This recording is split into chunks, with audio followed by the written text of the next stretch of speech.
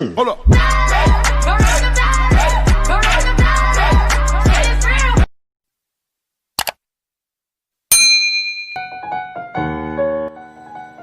Assalamualaikum warahmatullahi wabarakatuh. Perkenalkan, nama saya Indri Aulia, saya dari Prodi S1 Farmasi kelas 1A.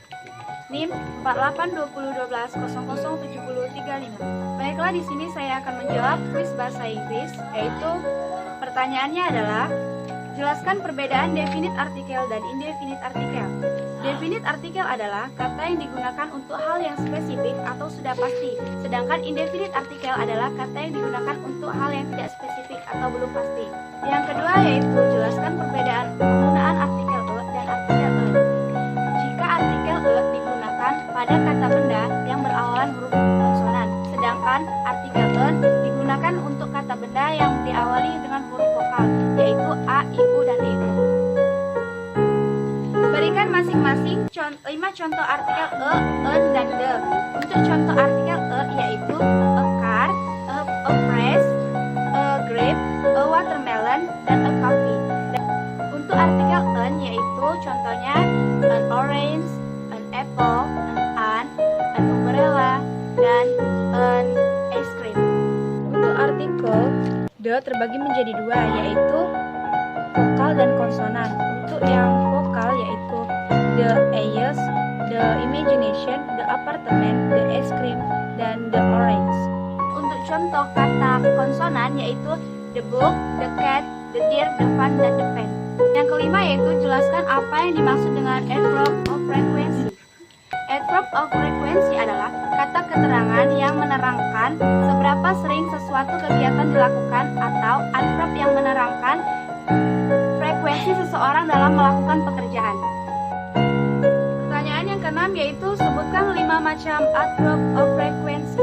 5 macam adverb of frequency yaitu yang pertama always, yang kedua usually, yang ketiga often, yang keempat sometimes, yang kelima seldom. Pertanyaan yang ketujuh yaitu di mana letak adverb of frequency pada kalimat positif. Jika kalimat hanya menggunakan satu kata kerja, maka kata keterangan diletakkan di tengah kalimat setelah subjek sebelum kata kerja. Jika lebih dari satu kata kerja, maka diletakkan sebelum kata kerja utama.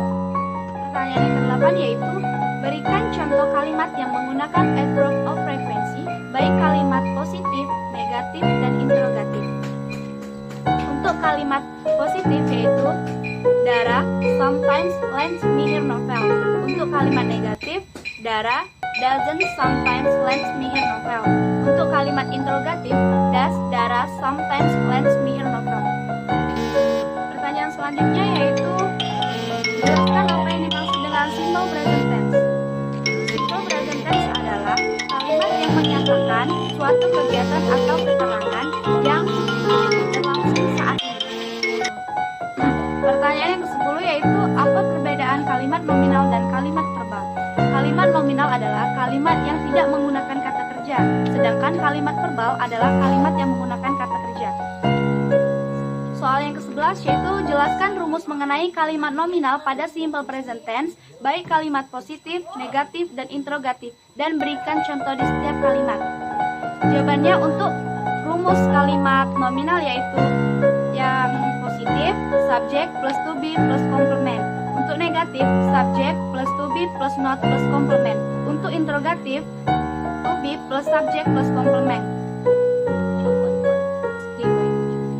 Contohnya yaitu untuk yang positif, they are shopkeepers. Untuk yang negatif, they are not shopkeepers. Dan untuk yang interrogatif, are they shopkeepers?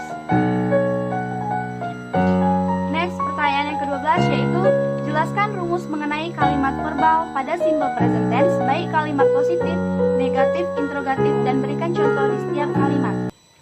Untuk rumus yang positif yaitu subject plus verb 1 plus object, dan untuk negatif subject plus do or does plus not plus verb 1 plus object, dan untuk yang interrogatif adalah do or does plus subject plus verb 1 plus object. Untuk contohnya yaitu yang positif, he kicked the ball, dan untuk yang negatif, he does not kick the ball, dan untuk yang interrogatif, does he kick the ball. yang ke-13 yaitu jelaskan perbedaan penggunaan do dan does. Perbedaan kata do dan does yaitu do digunakan untuk subjek I, you, we, they, sedangkan does digunakan untuk subjek she, he, it. Pertanyaan yang ke-14 yaitu jelaskan perbedaan penggunaan verb yang ditambahi dengan s atau es dan yang tidak ditambahi dengan s atau es. Penggunaan yang ditambahi dengan es dan s yaitu jika kata benda yang berakhiran huruf o, sh, ca, s, ss, dan e. Dengan penggunaan s untuk kata benda yang diakhiri dengan huruf y, tetapi sebelum huruf y adalah huruf vokal. Sedangkan kata yang tidak ditambahi s atau es menggunakan imbuhan ies, yaitu kata benda yang diakhiri huruf y, di mana sebelum huruf y adalah huruf konsonan. Next, untuk pertanyaan yang nomor 15 yaitu jelaskan perbedaan singular noun dan plural noun dan berikan contoh masing-masing. Singular noun adalah kata benda tunggal, memiliki dua yaitu dan en yang sama-sama memiliki arti seorang, sebuah, dan seekor. Untuk kata diawali dengan huruf konsonan yaitu a fish dan a cow, dan sedangkan untuk artikel en diawali dengan huruf vokal a, i, u, e, o. Untuk contohnya yaitu an elephant dan an apple. Sedangkan plural noun adalah kata benda jamak atau lebih dari satu yang diimbuhi dengan akhiran es, s, dan ies. Contohnya boxes, cities, dan boys. Nomor 16 yaitu jelaskan perbedaan countable noun dan uncountable noun. Berikan contoh. Countable noun adalah kata benda yang dapat dihitung secara langsung. Contohnya I have a teacher. Sedangkan uncountable noun adalah kata benda yang tidak dapat dihitung secara langsung. Contohnya she needs some drinks. Nomor 17 jelaskan perbedaan abstract noun dan concrete noun. Berikan contoh. Abstract noun adalah kata benda yang menyatakan ide, konsep, gagasan, keadaan, dan sifat. Kata benda ini dapat dipahami dan dibayangkan, namun tidak dapat disentuh dan dilihat dengan indera. Contohnya freedom, hate, and love. Sedangkan concrete noun adalah kata benda yang berwujud nyata atau material. Contohnya sugar, book, and gold. Soal ke-18 yaitu jelaskan perbedaan proper dan common noun. Berikan contoh. Proper noun adalah kata yang diawali dengan huruf kapital, baik orang, gagasan, dan tempat. Contoh yang spesifik contohnya yaitu Harry Potter. Common noun adalah kata yang merujuk pada orang, hewan, benda, atau tempat yang secara umum. Contohnya presiden, dokter, and singer. Nomor 19. Apa perbedaan komponon dan collective noun? Berikan contoh. Komponon adalah sebuah nomina baru yang dibentuk oleh gabungan dua nomina atau lebih. Contohnya girl plus friends sama dengan girlfriends. Collective noun adalah sebuah nomina yang diberikan untuk sekelompok orang, baik benda maupun tempat. Contohnya classroom. Pertanyaan nomor 20 yaitu apa itu WH question? WH question adalah pertanyaan yang menanyakan tentang informasi yang menggunakan kata tanya atau question word. Nomor 21. Jelaskan 8 macam WH question dan berikan contoh masing-masing. Yang pertama yaitu what, apa, menanyakan nama benda, nama orang, dan jenis profesi. Rumusnya yaitu what plus a verb plus subject plus complement.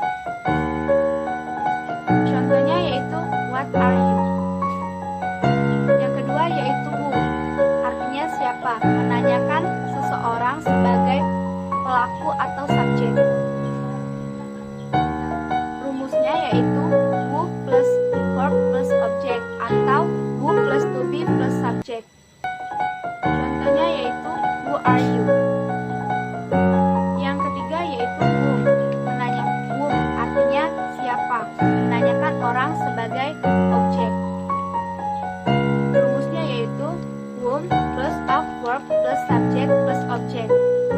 Contohnya, whom do you meet? Yang keempat yaitu whose atau milik siapa, menanyakan kepemilikan suatu benda. Rumusnya yaitu whose plus noun plus verb plus subject plus object. Pen is this. Contohnya, whose pen is this? Yang kelima yaitu why, menanyakan alasan atau penyebab terjadinya sesuatu. Rumusnya yaitu why plus verb plus subject plus object. Contohnya yaitu why do you come late? Yang keenam yaitu where atau di mana, menanyakan tempat atau tujuan. Rumusnya yaitu where plus verb plus subject plus object. Contohnya yaitu where do you go every day? Yang ketujuh yaitu when, artinya kapan, menanyakan waktu. Rumusnya yaitu when plus verb plus subject plus object. Contohnya, when do you go to school? Yang terakhir atau yang kedelapan yaitu which, artinya yang mana, menanyakan pilihan. Rumusnya yaitu which plus verb plus subject plus object. Contohnya yaitu which is your house? Soal terakhir yang ke-22 yaitu bisakah we have question digunakan dalam kalimat negatif dan interrogatif?